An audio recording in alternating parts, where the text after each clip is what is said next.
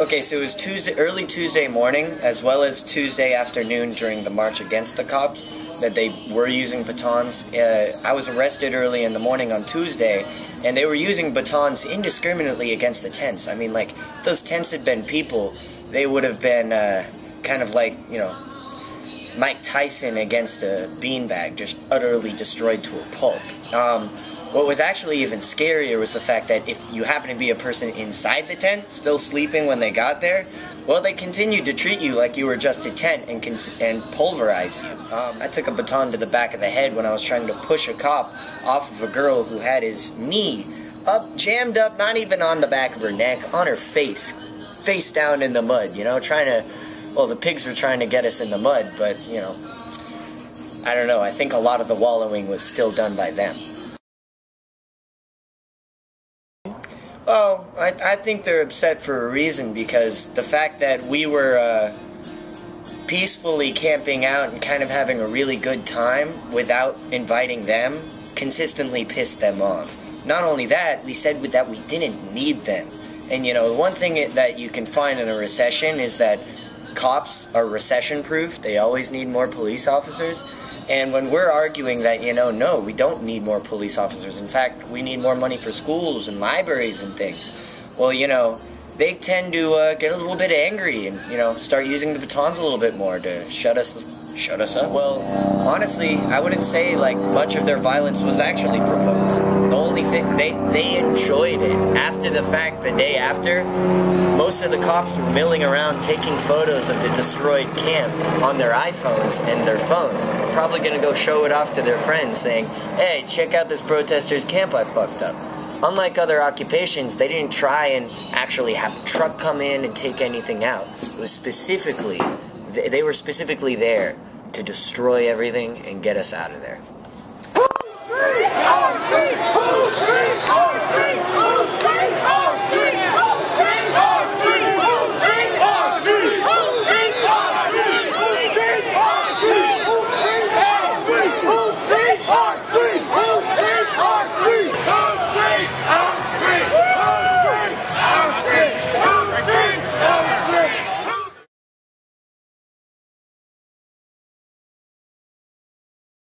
The thing is the cops have said that there were no flashbangs. They were actually fireworks thrown by the protesters. As soon as people ran to go and help Scott Olsen out, you can see this on YouTube videos, a cop threw a fat flashbang into the crowd that was trying to help him. So as much as the mainstream media will not report it, the mainstream media is actually paid for by many of the corporate interests that we are fighting against. There were like 500 of them compared to what, our 200 numbers, and everybody started filing out. Not only that, I think it was around 85 that got arrested because people were scared shitless. It wasn't a guarantee that you would only be arrested. It seemed like we would get the shit kicked out of us and then we would get arrested.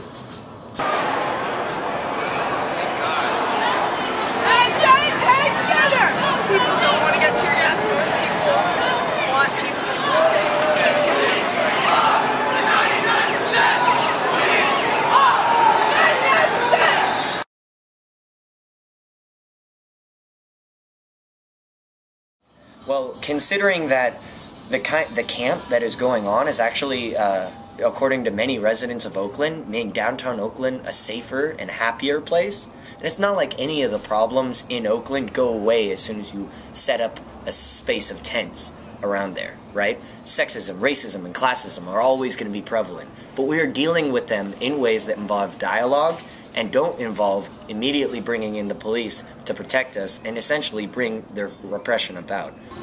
I would like to see community organizing spaces created that become social networking spots, but not as immaterial as Facebook, right? I'm talking about the Chilean model of La Peña, which are radical organizing spaces. I'm talking about having foreclosed businesses turned into community soup kitchens for those who have been kicked out of their homes, radical political education places to try and get the education that you can't get in a regular public school and generally only have access to if you get a college education.